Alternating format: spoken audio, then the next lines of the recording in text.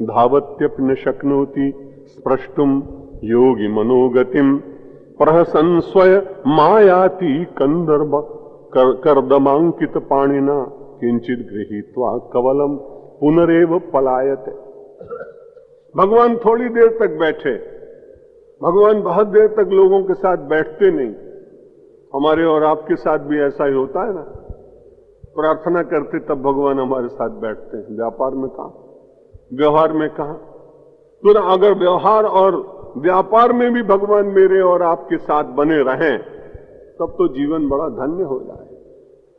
भगवान ने यहां आने के बाद में थोड़ा सा ग्रहण किया, और कितना ग्रहण किया तो कहते कवलम, एक ग्रास।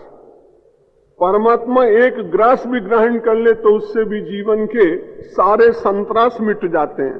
परमात्मा का एक ग्रास और मानव का विनाश और संतरास, ये दोनों ही समाप्त हो जाते हैं। लेकिन परमात्मा को अपने जीवन में ऐसी अवस्था हम कभी ला सकें कि वो हमारे दिए हुए उन पदार्थों में से एक ग्रास ग्रहण करें।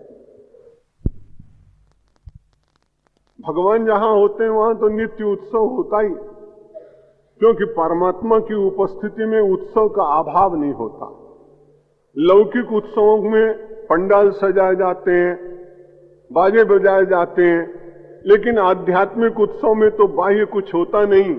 अंतर उत्सव का व्यक्ति केवल अपनी आनंद की उर्मियों में ही उत्सव मनाया करता है। इसलिए परमात्मा का उपासक नित्योत्सव का आनंद लेता है।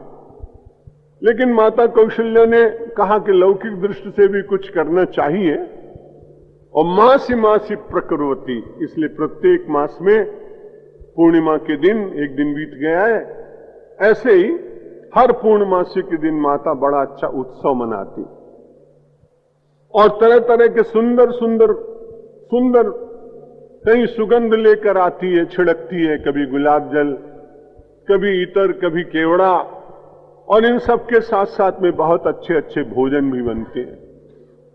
कभी माता जलेबी बनाती है, इसमें जलेबी का नाम है कर्ण शष्कुली,